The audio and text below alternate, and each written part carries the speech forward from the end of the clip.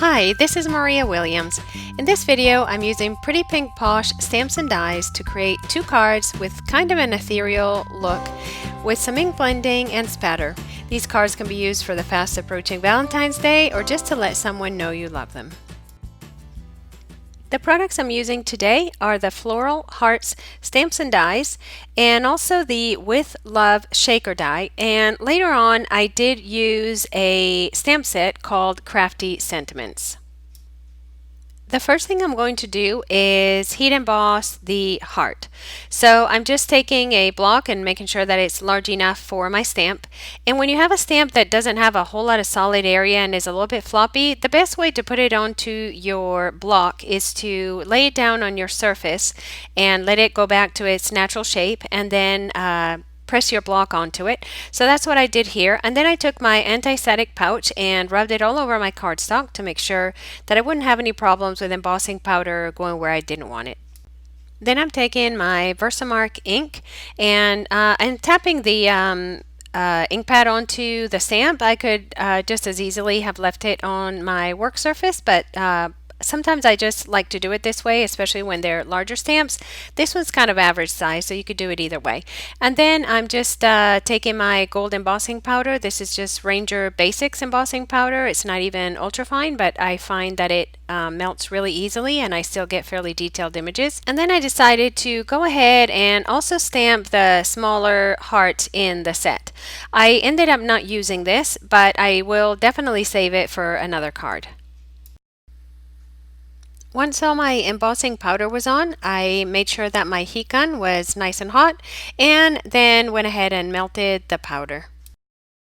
So once all the powder is melted, I'm just going to use my little Sizzix Sidekick. I love this little thing that I can just put in the middle of my desk and barely takes up any room. And I'm going to very carefully place my die cut onto the stamped image, use a little bit of purple tape, and then just run it through. And then I did forget to trim down my cardstock, so it didn't quite fit through the machine. So I did trim that down before making my sandwich and putting it through. And then I'm just going to do the same thing for the smaller heart. I want to say a word about the cardstock that I'm going to be using for the ink blending. For the stamping and die cutting, I used Nina 110-pound solar white cardstock so that it would be pretty sturdy. And then for the ink blending for my panels, I use Bristol smooth white cardstock. Now I thought that Bristol Smooth White was a brand name. So the first time that I bought it, I bought Strathmore, and I thought that that was it. And then I realized that, Blick Supplies also carries their own version of Bristol Smooth White cardstock. And the Bristol one is definitely a brighter white than the other one is. I don't know how other brands compare, but just so you're aware that when people talk about Bristol Smooth White is that there are different brands of it. So onto the ink blending, I'm using Strathmore Bristol Smooth White cardstock for this, and I'm going to use this die to cut my front panel. So I'm just kind of marking the boundaries of the die so that I know where to color. And I wasn't sure how far out I was going to go depending on how I like the colors that I was using. So that's why I didn't cut my cardstock. So I've got two different color combinations that I'm going to be using. And the first one is mustard seed, worn lipstick, and candied apple. You'll notice that I have ink blending tools and also an ink blending brush. And for the edges, I'm going to be using the blending tools, what will be the edges of my card. But then for the center area, I wanted to make sure I didn't get any splotches. When you're doing the sides, you can kind of come in from the outside in. But when you're in the middle, you don't have that luxury. So I like to use a blending brush. I started out with the mustard seed. For some reason, I tend to start with the lightest color, and then I moved on to candied apple. I like to do the colors that are going to be on the edges first, and then come into the middle with my blending brush. I'm not doing anything special here, just picking up some ink and just blending away. And if I'm not getting enough coverage, I might go up and down, kind of from the edge more toward the middle, but really nothing special at all. Last, I'm going to come in with worn lipstick and my blending brush. And you'll notice that because I'm using this nice smooth cardstock, that even though I got kind of a blob there in the beginning, it blended out pretty easily. And of course, I am going to apply more and more ink, and I'm going to work it into the mustard seed and into the candied apple until I'm happy with the transitions between all three colors. For this card, I'm going for just a line of color across the center of my card. I did end up with a little bit of extra ink over there on the right side with the candied apple. I went a little too high up, but I was thinking that once I trimmed out my panel, that wouldn't be as noticeable. On a previous card making session, I had already die cut one of the love shakers and colored it in. So I'm taking advantage of this and just trimming out the with love that's already colored with marker in black. For the most part, trimming right around the letters, but in some areas where it's a little bit difficult to get in there, I'm just cutting a little bit away from the sentiment, and then later on I will trim it down further. I played around with my layout a little bit and decided that the colors looked a little bit washed out, so I intensified all three colors a little bit and then got ready to do some splatter. I'm going to use some Distress spray stain. This particular one is the tarnished brass. So I'm moving everything off of my removable media mat, and I'm going to spray some of the stain there. First thing I need to do is to shake it really, really well so that all the pigments combine. And then I'm just going to squirt a little bit onto my media mat and then flick it onto my paper with a paintbrush. My word of advice to you is don't do that. Open the bottle and either pour a tiny bit or just use the little tube that the sprayer is connected to dab a little bit onto your mat, because the sprayer has a pretty good amount of force, and when I sprayed it onto my media mat, I did feel it splashing onto me. So word to the wise. Other than that, everything worked out great. I just took a very small paintbrush. I thought that I wanted some really small spatters. So I just dipped my brush in and then flicked it with my finger. I did test it on the other section of the cardstock first, and I was happy with it, so I went right over the ink blended area. Of course, you get very tiny droplets on here because the brush is so small. And for the next card, I decided I wanted something a little bit bolder. So you'll see how I did something a little bit different. Cleanup on the mat was super easy. When I was done, all I did was take a paper towel and everything came right off. No staining or anything. Before I took this to my die cutting machine to cut out the panel, I did go ahead and hit it with my heat tool to make sure that it was all dry. The die that I'm using here to cut my front panel is a Lawn Fawn outside in stitch rectangle, but you could use any kind of stitched rectangle you might have, or you could just trim it down with your paper trimmer. I was really happy with the way my panel turned out, but I thought the card needed a little bit something more. So I brought in this tonic mirror cardstock and die cut the love shaker from it, and once again trimmed out the with love sentiment with my snips.